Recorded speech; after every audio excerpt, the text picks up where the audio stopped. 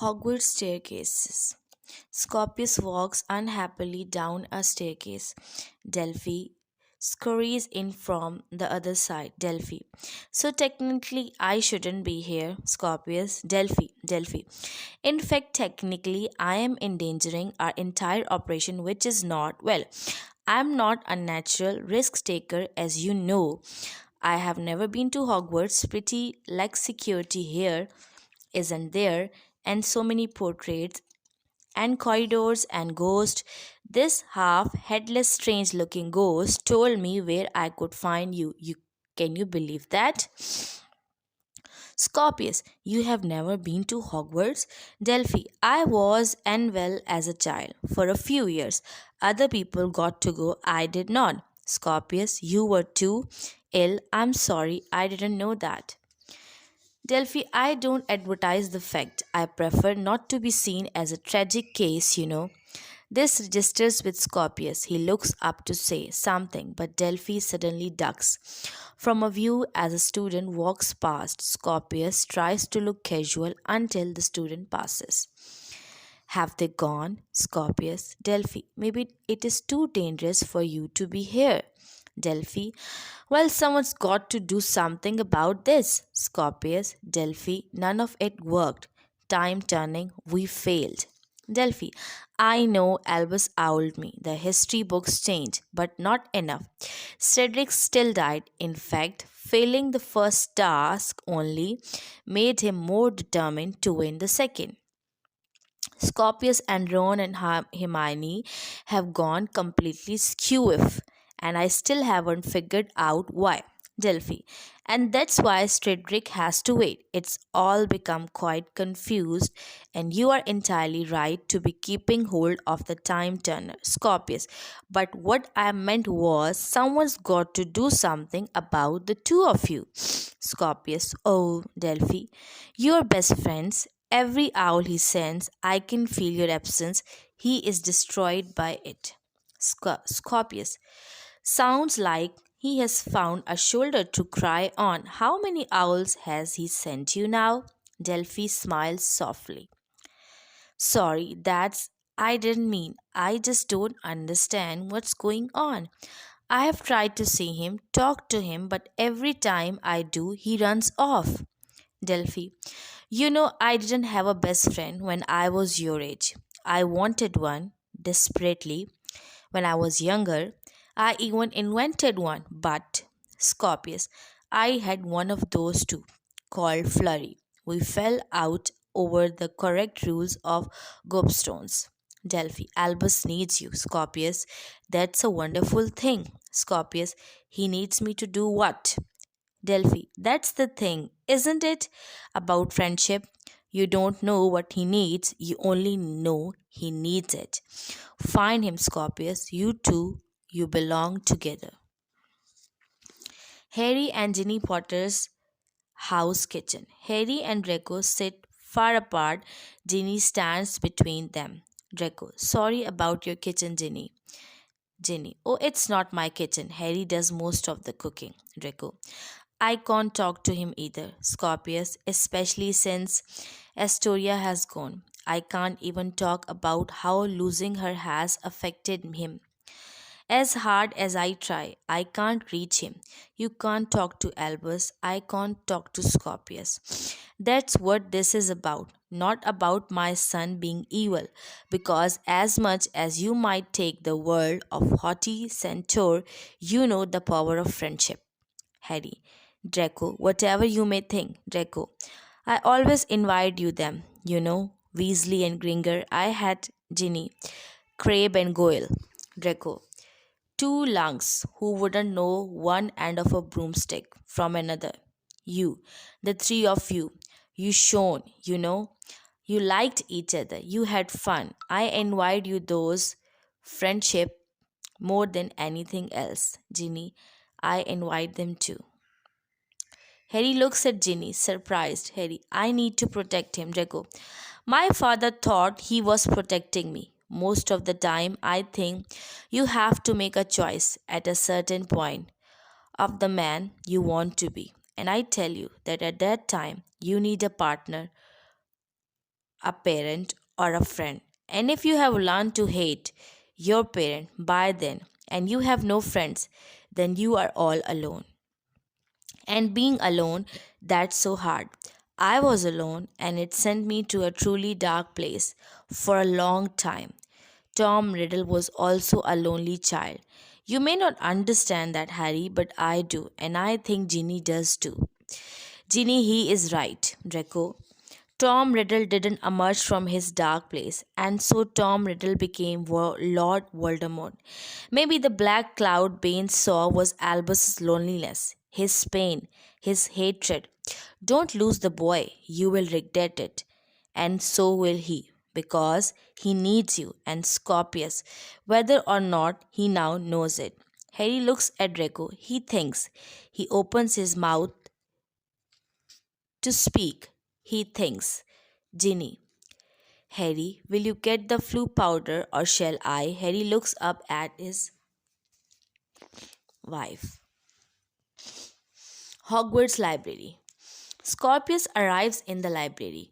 He looks left and right and then he sees Albus. And Albus sees him. Scorpius, hi. Albus, Scorpius, I can. Scorpius, I know you are in Gryffindor now. You don't want to see me now, but here I am anyway, talking to you. Albus, well, I can't talk so. Scorpius, you have to. You think you can just ignore everything that's happened? The world has gone crazy. Have you noticed? Albus, I know, okay? Ron's gone strange. Hermione is a professor. It's all wrong. But, Scorpius, and Rose doesn't exist. Albus, I know. Look, I don't understand everything, but you can't be here, Scorpius.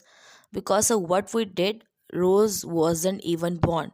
Do you remember being told about it? The Triwizard Tournament Yule Ball? All the four Triwizard champions took a partner. Your dad took Parvati Patel. Victor Krum took Albus, Hermione, and Ron got jealous and behaved like a brat. Scorpius, only he didn't. I found Rita Skeeter's book about them, and it's very different.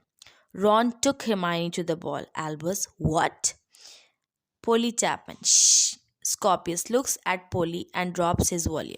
Scorpius, as friends, and they danced in a friendly way, and it was nice. And then he danced with Padman Patel, and that was nicer. And they started dating, and he changed a bit. And then they got married, and meanwhile, Hermione became a Albus psychopath. Scorpius. Hermione was supposed to go to that ball with Krum. Do you know why she didn't? Because she had suspicions that two strange drum-strung boys she met before the first task were somehow involved in the disappearance of Cedric's wand. She believed we, under Victor's order, caused Cedric the first task. Albus, wow. Scorpius, and without Krum, Ron never got jealous. And that jealousy was all important. And so Ron and Hermione stayed very good friends but never fell in love. Never got married, never had Rose. Albus, so that's why dad is so. Did he change too? Scorpius, I'm pretty sure your dad is exactly the same. Head of the magical law enforcement, married to Ginny, three kids, Albus. So why is he being such a librarian enters at the back of the room. Scorpius, have you heard me, Albus? This is bigger than you and your dad. Professor Crooker's law.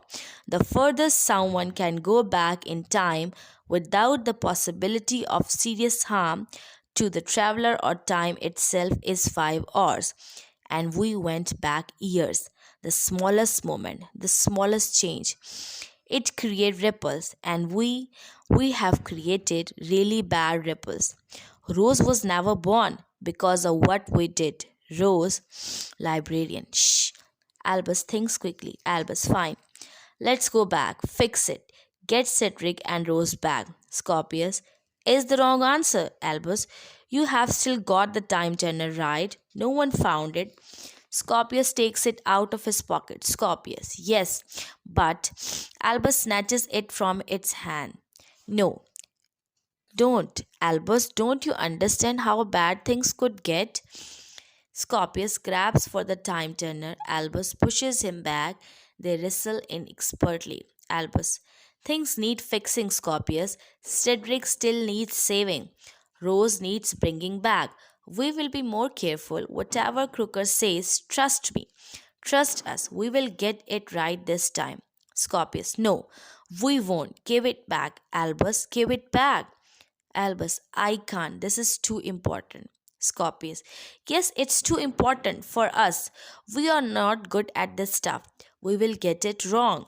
Albus, who is saying that we will get it wrong? Scorpius, I say. Because that's what we do. We mess things up. We lose. We are losers. True and total losers. Haven't you realized that yet? Albus finally gets the upper hand and pins Scorpius to the ground. Albus, well, I wasn't a loser before I met you, Scorpius. Albus, whatever you've got to prove to your dad, this isn't the way. Albus, I don't have anything to prove to my dad. I have got to save Cedric, to save Rose, and maybe without you holding me back, I can make a proper go for it, Scorpius. Without me? Oh, poor Albus Potter, with his chip on his shoulder. Poor Albus Potter, so sad. Scorpius. Albus, what are you saying? Scorpius, exploding. Try my life. People look at you because your dad is the famous Harry Potter, savior of the wizarding world. People look at me because they think my dad is Voldemort. Voldemort, Albus, don't even, Scorpius. Can you even slightly imagine what's that like? Have you even tried? No, because you can't see beyond the end of your nose. Because you can't see beyond the end of your stupid thing with your dad. He will always be Harry Potter. You know that, right? And you will always be his son. And I know it's hard, and the other kids are awful, but you have to learn to be okay with that because there are worse things, okay? Beat. There was a moment I was excited when I realized time was different. A moment when I thought maybe my mom hadn't got sick, maybe my mom wasn't dead. But no, turns out she was. I'm still the child of Voldemort without a mother, giving sympathy to the boy who doesn't even give anything back. So I'm sorry if I've ruined your life because I tell you, you wouldn't have a chance of ruining mine. It was already ruined. You just didn't make it better because you are terrible. The most terrible friend. Albus digests this. He sees what he has done to his friend. Professor McGonagall from of Albus, Albus Potter, Scorpius Malfoy. Are you in there together? Because I advise you not to be. Albus looks at Scorpius. He pulls a cloak from his bag. Albus, quick, we need to hide. Scorpius, what? Albus, Scorpius, look at me. Scorpius, that's the invisibility clock, isn't it, James? Albus, if she finds us, we will be forced apart forever. Please, I didn't understand. Please. Professor McGonagall, from off, trying to give them every chance. I am about to enter. Professor McGonagall comes into the room. The Marauder's map in her hand. The boys disappear beneath the clock. She looks around, exasperated. Well, where they have they? I never wanted this thing and now it's playing tricks on me. She thinks she looks back at the map. She identifies where they should be. She looks around the room. Object moves as the boy invisibly move past them. She sees where they are heading. She makes to block them, but they skirt around her. Unless your father's clock. She looks back at the map. She looks at the boy. She smiles to herself. Well, if I didn't see you, I didn't see you. She exits. The two boys remove the clock. They sit in silence for a moment. Albus. Yes, I stole this from James. He is remarkably easy to steal from. His strong combination is the date he got his first broom. I have found the clock, made avoiding bullies easier. Scorpius nods. I'm sorry about your mom. I know we don't talk about her enough, but I hope you know I'm sorry. It's rubbish what happened to her, to you. Scorpius thanks Albus. My dad said that you were this dark cloud around me. My dad started to think and I just knew I had to stay away and if I didn't, Dad said he would. Scorpius, your dad thinks the rumors are true. I am the son of Voldemort. Albus nods. His department are currently investigating it. Scorpius. Good, let them. Sometimes I find myself thinking maybe they are true too. Albus. No, they are not true. And I will tell you why. Because I don't think Voldemort is capable of having a kind son. And you are kind, Scorpius, to the depths of your belly, to the tips of your fingers. I truly believe Voldemort Voldemort couldn't have a child like you. Beat Scorpius is moved by this. Scorpius. That's nice. That's a nice thing to say. Albus. And it's something I should have said a long time ago. In fact, you are probably the best person I know, and you couldn't hold me back. You make me stronger. And when dad forced us apart without you, Scorpius, I didn't match like my life without you in it either. Albus, and I know I will always be Harry Potter's son, and I will sort that out in my head. And I know compared to you, my life is pretty good, and that he and I are comparatively lucky. And Scorpius interrupting, Albus, as apologies goes, this is wonderful, some. But you are starting to talk more about you than me again, so probably better to quit while you are ahead. Albus smiles and stretches out a hand. Albus. Friends. Scorpius. Always. Scorpius extends his hand. Albus pulls Scorpius up into a hug. That's the second time you have done that. The two boys breaks apart and smiles. Albus, but I am pleased we had this argument because it's given me a really good idea. Scorpius, about what? Albus, it involves the second task and humiliation. Scorpius, you're still talking about going back in time. Have we been having the same conversation? Albus, you're right. We are losers. We are brilliant at losing, and so we should be using our own knowledge here, our own powers. Losers are taught to be losers, and there is only one way to teach a loser, and we know that better than anyone humiliation. We need to humiliate him. So, in the second task, that's what we will do. Scorpius thinks for a long time and then smiles. Scorpius, that's really a good strategy. Albus, I know. Scorpius, I mean, quite spectacular. Humiliate Cedric to save Cedric. Clever. And Rose.